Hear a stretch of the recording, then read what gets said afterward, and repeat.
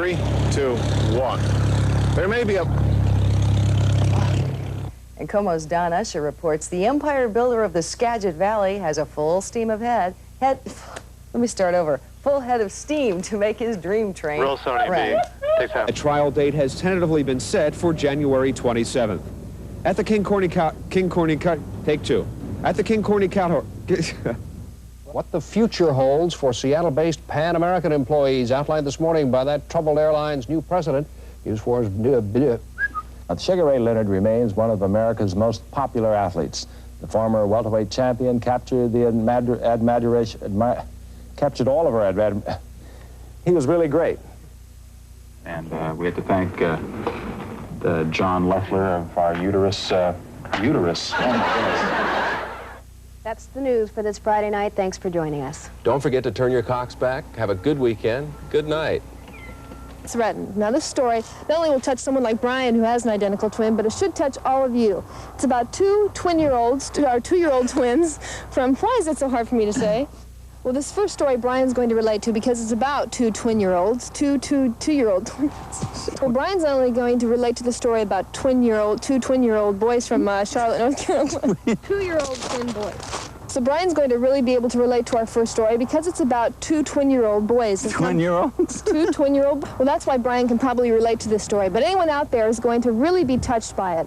It's about two twin-year-old boys from Charlotte, North Carolina. Hello, everyone, and welcome to Evening from Seattle's Discovery Park. I'm Penny Legate. And I'm Brian Tracy.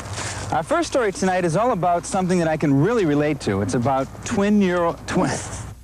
Without a good suspect now, police are checking to see if 3 unsolved murder cases in our area are connected to the recent murder of 2 young Canadians en route to Seattle. Police admit it's a long shot, but they don't have much else to go on. Here are the similarities in some of the cases. All of the victims were couples. All were traveling at the time. Their bodies were not found together, and some of the murder methods were the same. The vehicles were stolen and later abandoned. Harry, not among the suspects in the case. That's where Jeff Curley is standing by right now. Jeff, what do you have going on for us? They're still inside searching for evidence. I'm told 6 people have been arrested and charged with intent to possess and deliver cocaine. I'm told as much as 44 pounds of cocaine. As I said, they're still inside. Let's take a look just very briefly at the satellite photo. Oh, there. Who's back? How did he get back there?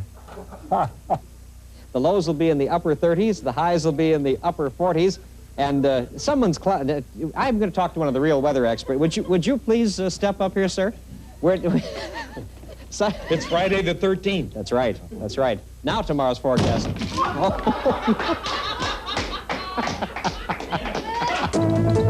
An ABC News Brief brought to you by Michelob Light Beer. Now from Washington, Sandra Van Oker.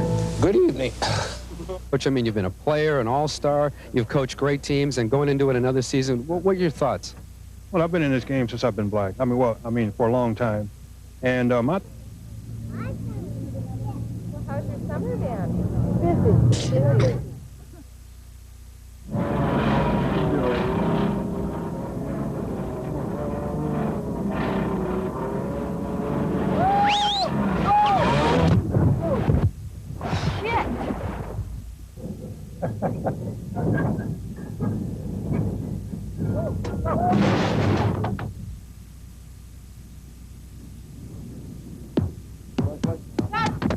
Shit.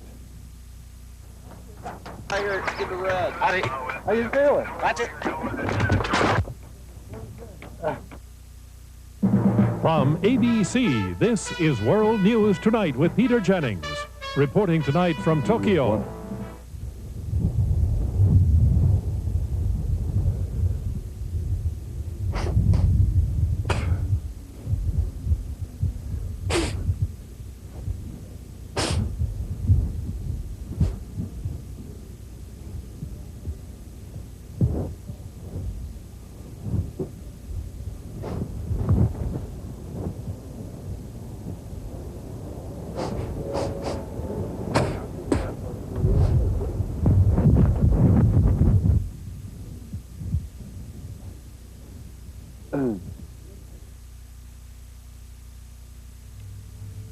Yeah.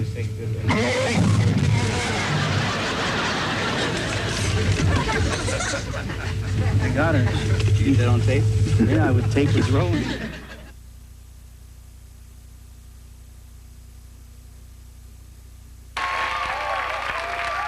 Due to the graphic nature of the following program, there may be certain scenes that are not suitable for some members of our viewing audience, like wussies and little wimps and weenies. What you gonna do? What you gonna do when they come for you? Bad boys, what you gonna do? What you gonna do when they come for you? Cops in Kent. Yeah, Monday is always a little bit tense around Kent because, you know, tonight is women's mud wrestling night. And everybody's a little anxious for work day and sometimes a little too anxious, if you know what I mean. Car 25, we got a possible 124 at Cloudy and James. Yeah, this is car 25, Roger. Be there in a second. Yeah, we got some big problems here. Excuse me, gentlemen, excuse me. Huh? Where are your caps? What do you mean? Do you realize that as long as you are in the city limits of Kent, all males under 35 years of age must be wearing caps? We forgot them at home. You forgot them at home. All right, well, look, I've got some standby caps. I want you to put these on until you can get down to the Minute Mart. You can get a, you know, damn I'm good, a honk if you're horny, or just even a caterpillar hat and anything like that. But you must be wearing a cap as long as you're... Hey, come here, buddy. What's the matter with you? Look, I don't write these laws. I've got to enforce them. Okay? I got beer, and generic was okay, right? Oh, great. Yeah. Okay, good. What do we have here? Excuse me, young lady, do you know where you are? Kent? That's right, and you realize you're in violation of the Kent Big Hair Ordinance? Look, all women in Kent have to have their hair teased out at least 20 inches. Oh, honey, you're way under. You're way under. Look, I'm gonna let you go this time, but you've got to get this teased out, okay? Now make it big, okay? All right. I'm gonna give you guys a warning this time. Get your cap on. Get it on. I'm gonna give you a warning this time, but I want you to stay out of trouble. If you can't stay out of trouble, you stay out of Kent, all right? Am I clear? Yes. Yes, sir. All right. In Kent with no caps. People in Kent, you know, they are basically good people. But, whoa, what's that over there? What do we got here? What do we have here? Hey, come here. All right, now listen, I want to see your driver's licenses, and I want to see both of your Boeing IDs. Oh, we don't have Boeing IDs. We don't work at Boeing. We work downtown. Yeah. Well, I guess that's pretty obvious, isn't it? You're North Enders, aren't you? You are. Yeah. So you walk right past the Caveman Kitchen. Now, everybody knows that the only reason that North Enders come to Kent is to go to the Caveman Kitchen. You didn't stop there. You're acting very suspicious. I want to know what's going on, and I want to know now. Okay, we came down to laugh at Hicks. To laugh at Hicks. Very nice, gentlemen. That's very nice. All right, I'm afraid at this time I'm going to have to escort you back to I-5. Okay. Actually, thank you, officer. It's pretty scary around here. Yeah. Can I have a latte, please? No, get out of here! Oh, there's the Kent City Hall. Boy, that's a beautiful building. I get chills every time I look at it. You know, Kent is a beautiful city. Of course, maybe it might just seem that way, being stuck between Renton and Auburn as it is. I think it's beautiful. Car 25, a domestic at the semi-scenic apartments. Roger, I'll be right there. What? Hey, hold it down. What's going on here? I didn't do anything, man. Change the channel off Matlock. What? Hold it, that's a very serious crime in Kent. You never change the channel off of Matlock. Why would you do something like that? I wanted to watch the Bill Moyer special on Channel 9. Come on, man, he was great in Stripes. No, you're thinking of Bill Murray. It was Bill Murray in Stripes. Bill Moyers is the guy who talks to intelligent people about meaningful subjects on Channel 9. Honey, change it back to Matlock. No, it's too late for that. Get out. Come here. I'm going to read you your rights. Now, listen to me very carefully. You've got the right to remain silent, although you can talk about the 64 funny cars that are going to be at SIR this weekend, okay? All right, if you need a lawyer, well, we'll go up to Bellevue and get you one, all right? You understand that? Now, just stay right here. I got to check something. Okay. Let's go. Cops in Pink. What you gonna do? What you gonna do when they come for you? When you... Well, everybody's heard about the bird. The bird's a winner. Well, a bird. Good evening and welcome to the John Report. I'm John. Here's my report. A new study says that Washington State had the 6th highest crime rate in the nation last year. However, police say that we've dropped out of the top 10 ever since Dale Ellis was traded to Milwaukee.